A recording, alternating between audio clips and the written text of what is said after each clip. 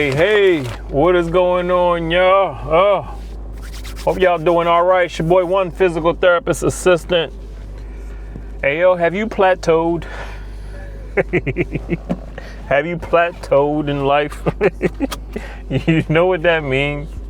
That's a term we use in therapy, plateaued. What do you think that means? That means a person is at their baseline. That means a person is probably projected to not make any more progress. That's right. Therapists will say you can't go any further. You've made enough progress. You can't make any more. Have you plateaued? Oh man, let me give you an example of why we might use that term plateau. Let's say you got a 90-year-old person, right? And they've been in the facility for years, maybe 3 years.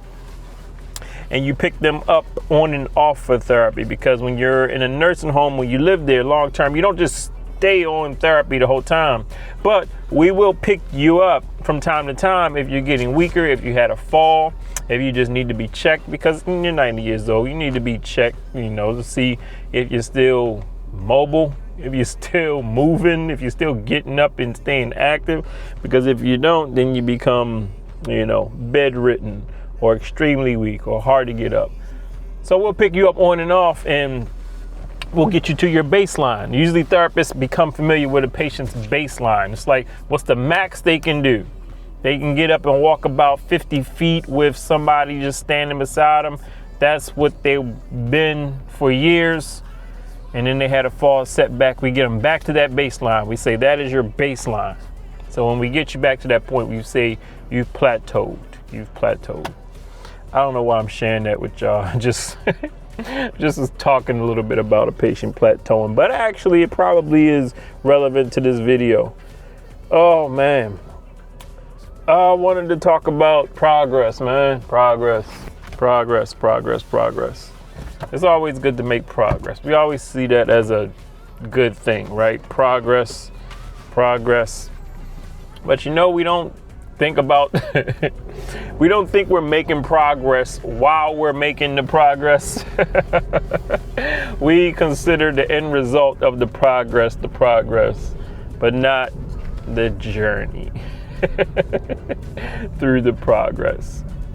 Hey, yo, you know what we routinely have to deal with as therapists in places like this? It's the patient who thinks if they're not doing therapy, they want to lay in bed. I mean, you can think that. There's nothing wrong with that. But they'll then wonder why they're not making any progress.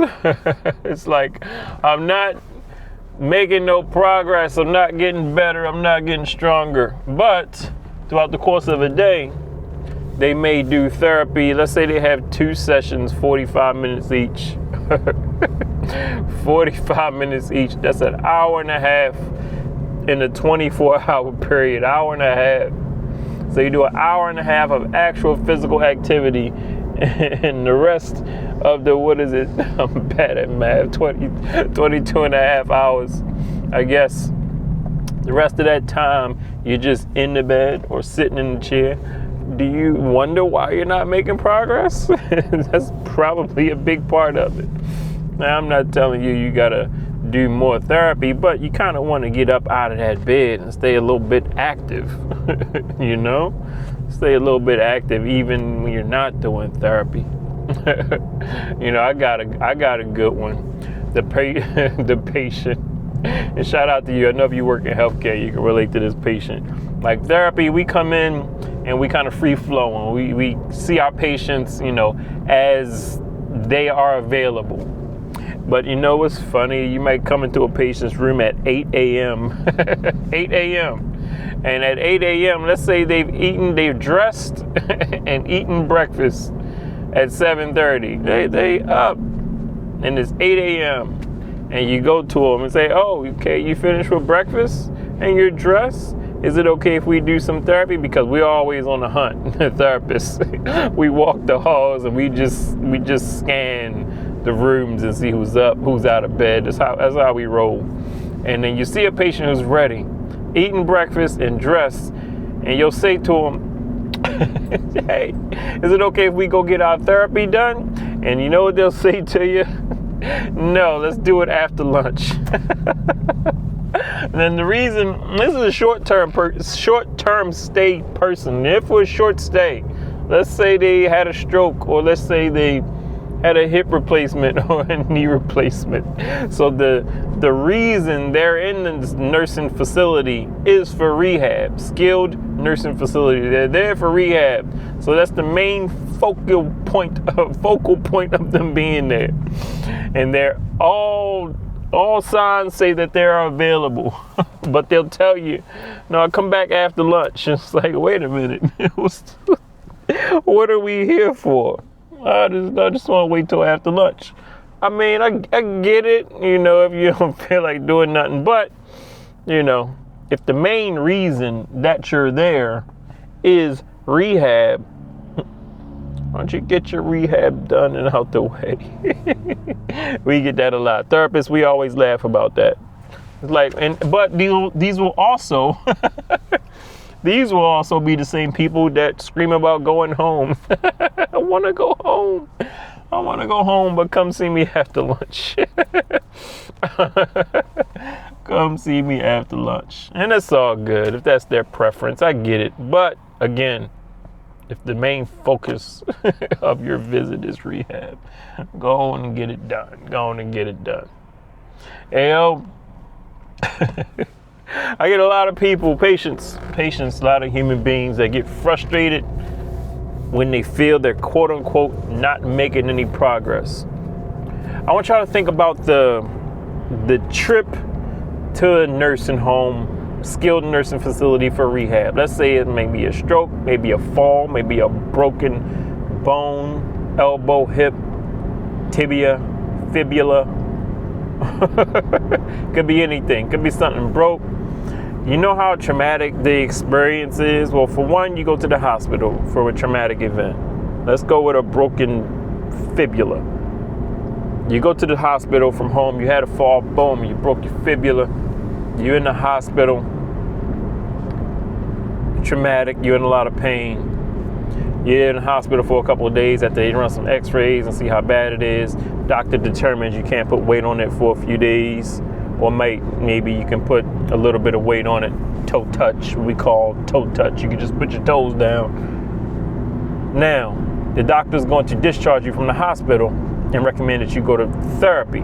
So, you're in the hospital, you're already stressed and anxious because you're in the hospital for a few days. Now you got to get transferred to another place for a few days. Now you got to get on a stretcher, in an ambulance. All your clothes or your belongings or whatever came with you, you got to make sure that's with you. They give you a little plastic bag with all your stuff in it, So this traumatic event is happening. And you get to a nursing home. Now you got a whole bunch of new people. The whole time you're meeting all these new faces. Everybody wants to come check on you, give you pills, take your blood pressure, evaluate you, ask you questions, check you out, ask you about your food, your meals. Like it's a thing. It's a big deal. It's a big ordeal. Can cause stress, anxiety. You feel what I'm saying?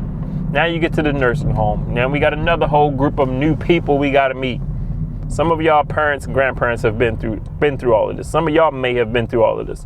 Now you got a big old group of new people you got to meet. People come in while you're laying in the bed in pain, evaluate you. The therapist wants you to get out of bed, see if you can stand up and want to see how good you can do. Occupational therapist wants to come in and see if you can get yourself in the bathroom and all of this. Like, it's a whole traumatic event. And the whole time, you don't realize how bad you're doing. Feel me? You might not be able to get out of bed without help. You might not be able to, move very much because you're in so much pain. There's a lot going on, a lot of moving parts, and you're stressed, and you're scared, and you're anxious, and you got a fear of falling. I mean, you got new people that you've never met want you to get up. You just had a fall, and you broke something.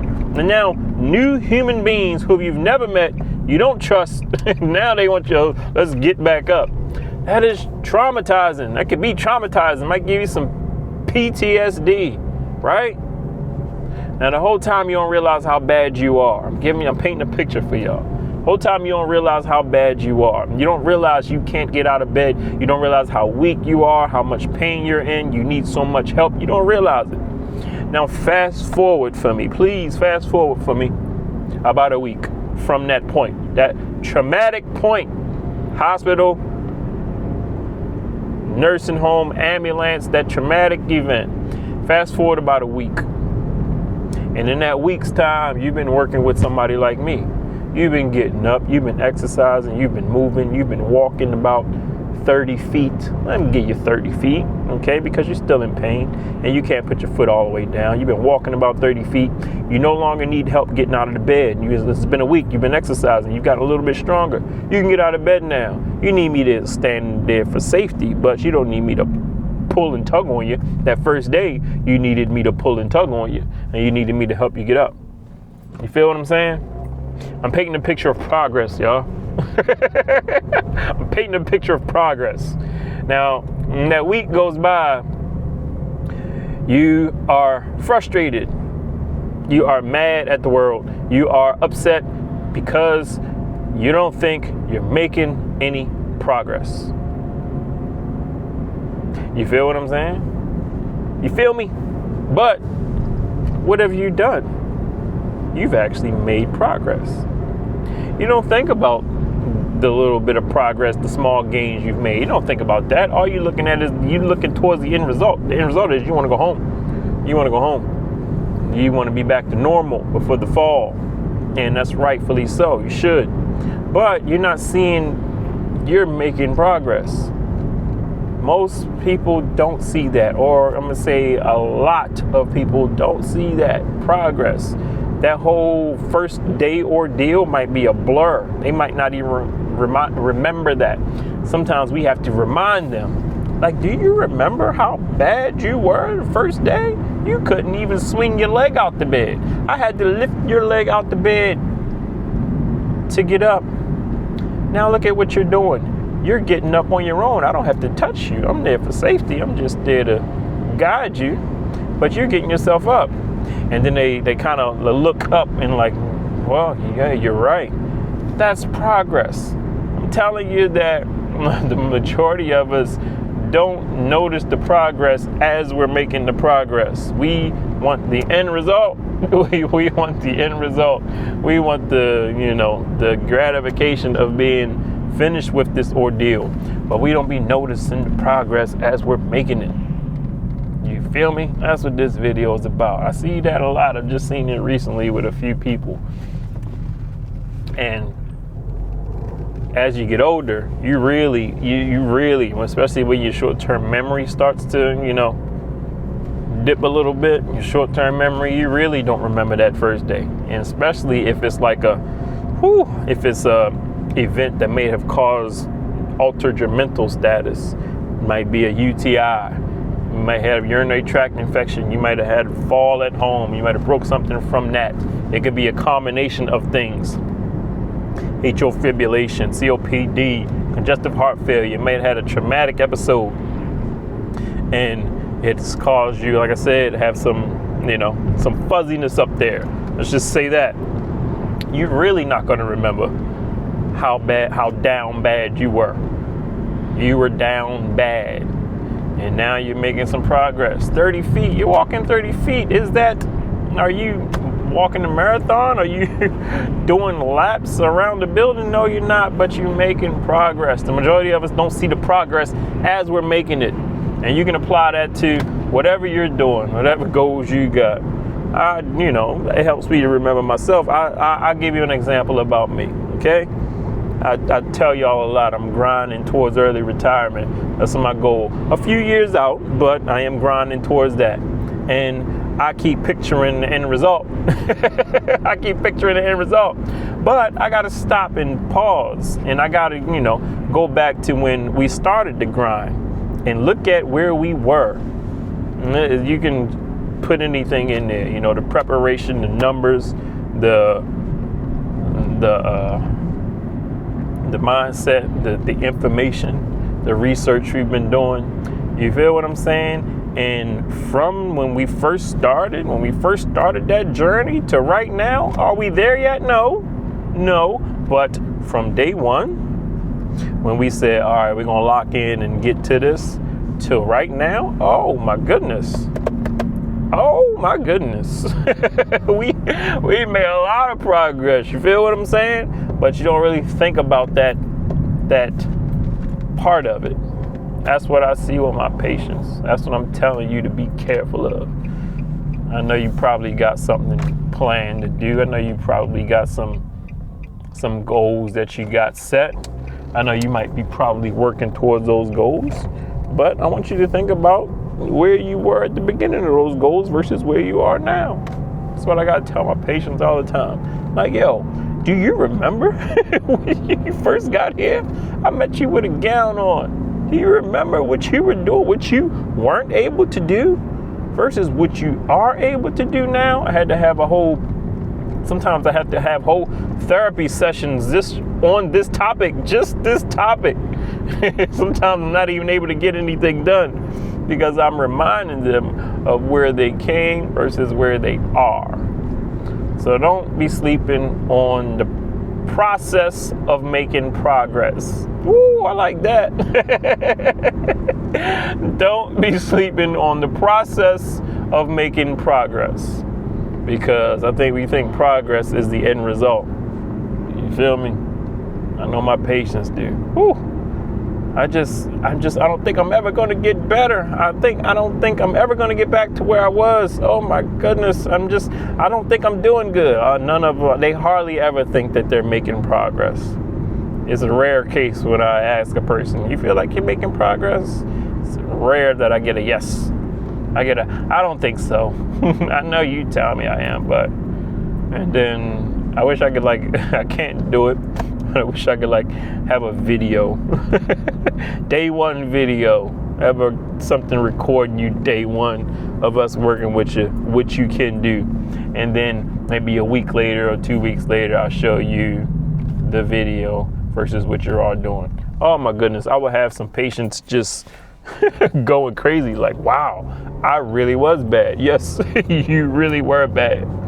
Oh man, so this is motivational for you, y'all. Another motivational video. I'm on my motivation grind right now because I be having to do it so much with my patients, man. Oh man, that day one be a blur to them. It'd be a blur. And like I say, I understand the blur because you've already been through a traumatic event.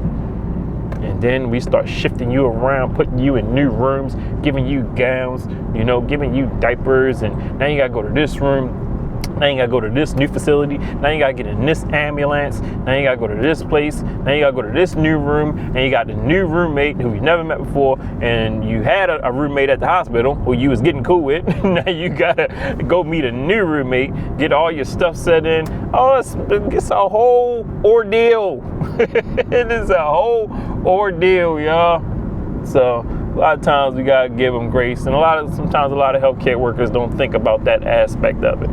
Sometimes a lot of healthcare workers don't think about that aspect. Like, these people have just been through something very traumatic, and for the ones that are cool and ones that are pleasant, you gotta really give them a shout out, because man, I'm sorry, I know you're going through a lot. You've been through a lot, and the fact that you can stay pleasant and stay positive at this point is very commendable. Now I say that because a lot of the grumpy ones and angry ones and angry at the world, and this doctor didn't do this and this therapist didn't do that and they didn't do this and they didn't get me out of bed at the hospital, and the ones that are mad, you can kind of you gotta, like I said, give them a little bit of grace and understand that, this is a frustrating event. Whew. So don't be sleeping on the process of making progress. That's my message today, because the process, you're making progress through the process. Oh man. Another wonderful day with the legends of America. I am just learning from them. And helping them along the way. Whew. So again, I ask you, have any of y'all plateaued? Have you plateaued? Have you reached your quote unquote baseline? No, you haven't. No, you have not. You have not plateaued. You have not reached your baseline. The 92-year-old may have met his or her baseline they may or may have not have plateaued, or you have not plateaued. All right, those words are not for you yet. All right, so anyway, y'all, I appreciate y'all for coming through. It's your boy, one physical therapist assistant, one PTA. I appreciate y'all. As always, man, y'all know what to do. Y'all know what to do. As always, respect your elders. I want y'all to let me know something, yo. Do I make y'all look at older people differently yet? Huh? Are y'all spotting older people and analyzing them a little bit more? You should be. Helping them a little bit more, you know? That's what I want y'all to do. That's my goal, one of my goals with this channel. Think about your future self. Respect the older generation. Learn from them and help them out when you get a chance. But just help people in general. Help people in general. But, you know, I got a special place for the old heads. You know, I got a special place for the old heads. So as always, y'all, I appreciate y'all. I appreciate y'all. Do good deeds, man. Do some good things.